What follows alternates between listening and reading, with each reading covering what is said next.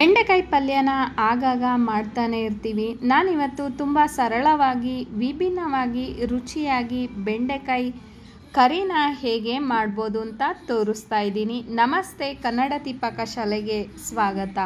ಬೆಂಡೆಕಾಯಿ ಕರಿನ ಮಾಡಲಿಕ್ಕೆ ಸುಮಾರು ಅರ್ಧ ಕೆಜಿಯಷ್ಟು ಬೆಂಡೆಕಾಯಿನ ಒಂದ್ಸರಿ ನೀರಲ್ಲಿ ಚೆನ್ನಾಗಿ ತೊಳೆದು ಒಂದು ಬಟ್ಟೆಯಿಂದ ಒರೆಸಿ ತೊಗೊಂಡಿದ್ದೀನಿ. ನಾನು ಬೆಂಡೆಕಾಯಿನ ಒಂದು ಇಂಚಿಗೆ ಕಟ್ ಮಾಡ್ಕೊಳ್ತಾ ಇದ್ದೀನಿ.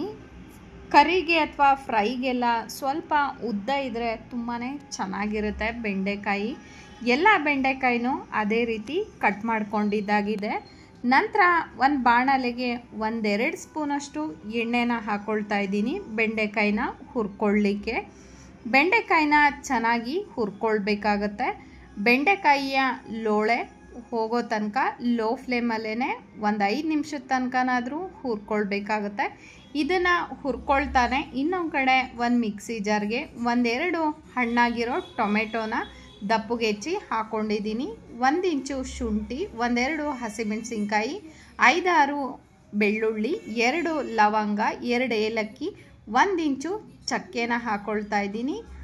5-6 ಸ್ಪೂನಷ್ಟು ಮೊಸರಿದೆ, ಗಟ್ಟಿ ಮೊಸರು ಹಾಕ್ಕೊಳ್ತಾ ಇದ್ದೀನಿ. ಬೆಂಡೆಕಾಯಿ ಫ್ರೈಗೆ 5-6 ಸ್ಪೂನು ಮೊಸರನ್ನ ಹಾಕೋದ್ರಿಂದ ತುಂಬಾ ರುಚಿಯಾಗಿರುತ್ತೆ.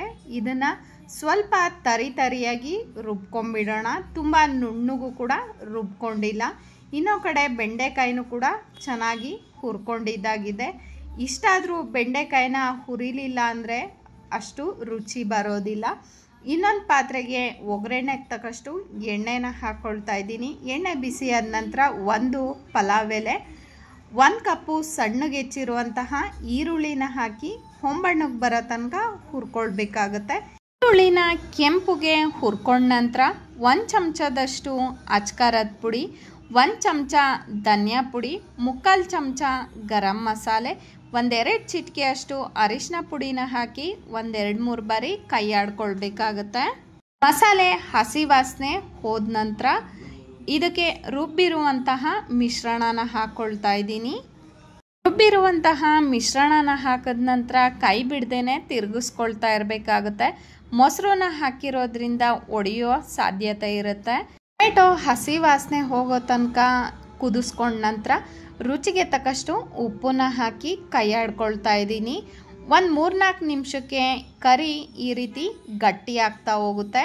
ಅದಕ್ಕೆ ಒಂದು ಅರ್ಧ ಕಪ್ಪು ಮಿಕ್ಸಿ ಜಾರ್ಗೆ ನೀರು ಹಾಕಿ ಹಾಕ್ಕೊಂಡಿದ್ದೀನಿ. 1-2 ಕುದಿ ಬರೋ ತನಕ ಕುದಿಸ್ಕೊಳ್ಳೋಣ.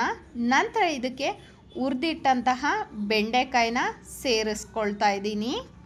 ಕರಿ ತುಂಬಾ ರುಚಿಯಾಗಿರುತ್ತೆ. ಅನ್ನ, ಮುದ್ದೆ, ಚಪಾತಿ, ರೊಟ್ಟಿ ಈ ರೀತಿ ಎಲ್ಲದಕ್ಕೂ ಹೊಂದೋ ರೀತಿ ಇರುತ್ತೆ. ಅಷ್ಟು ರುಚಿಯಾಗಿರುತ್ತೆ. ಮಾಡೋದು ಕೂಡ ತುಂಬಾ ಸುಲಭ. ಮೊಸರನ್ನ ಹಾಕಿ ಮಾಡೋದ್ರಿಂದ ಸ್ವಲ್ಪ ವಿಭಿನ್ನವಾದಂತಹ ರುಚಿನ ಕೊಡುತ್ತೆ. ತುಂಬಾ ರುಚಿಯಾಗಿರುತ್ತೆ. 1-2 ಕುದಿಸ್ಕೊಂಡ ನಂತರ ಸಣ್ಣಗೆ ಹೆಚ್ಚಿರುವಂತಹ ಕೊತ್ತಂಬರಿ ಸೊಪ್ಪನ್ನ ಹಾಕಿ ಕೈ ಆಡ್ಕೊಂಡ್ರೆ ರುಚಿಯಾಗಿ ಬಿಸಿ ಬಿಸಿಯಾಗಿ ಬೆಂಡೆಕಾಯಿ ಕರಿ ರೆಡಿ. ಬೆಂಡೆಕಾಯಿನ ಇಷ್ಟ ಆಗಲ್ಲ ಅನ್ನೋರು ಕೂಡ ಇಷ್ಟಪಟ್ಟು ತಿಂತಾರೆ. ಅಷ್ಟು ರುಚಿಯಾಗಿರುತ್ತೆ. ನನಗಂತೂ ಬೆಂಡೆಕಾಯಿ ಅಂದರೆ ತುಂಬಾ ಇಷ್ಟ. ಅದರಲ್ಲೂ ಈ ರೀತಿ ಕರಿ ಫ್ರೈಗಳು ಅಂದರೆ ತುಂಬಾ ಇಷ್ಟ ಆಗುತ್ತೆ.